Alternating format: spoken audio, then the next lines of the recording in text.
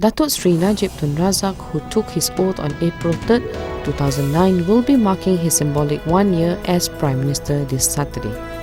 Najib succeeded Tun Abdullah Ahmad Badawi as the nation's 6th Prime Minister. It was no honeymoon for Najib since he became the Prime Minister. He entered office with a focus on domestic economic issues and political reform. On his first day as Prime Minister, Najib announced the removal of bans on 2 opposition newspapers, Suara Keadilan and Haraka Daily, and the release of 13 people held under the Internal Security Act.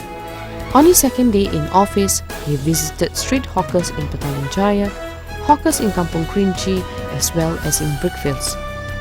He also became the first Prime Minister to visit Batu Caves on Thaipusam Day in January.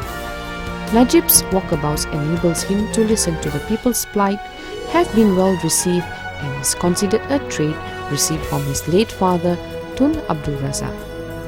During his tenure, the Prime Minister travelled to many foreign countries to enhance bilateral ties.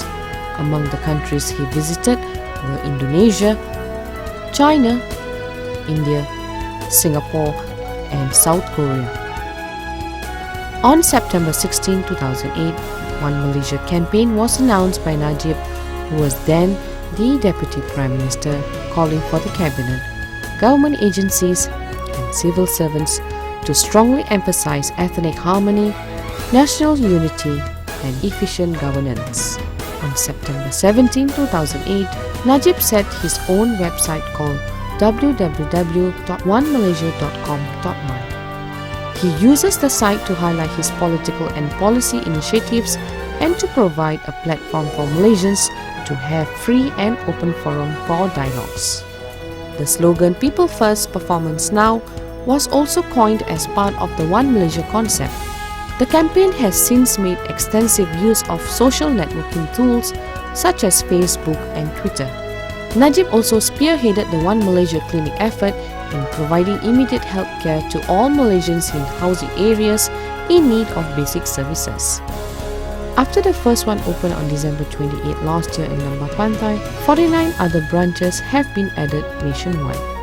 Under Najib, the government has implemented many measures that seem designed to increase transparency and government accountability. These measures include the use of key performance indicators to hold ministers accountable for their work.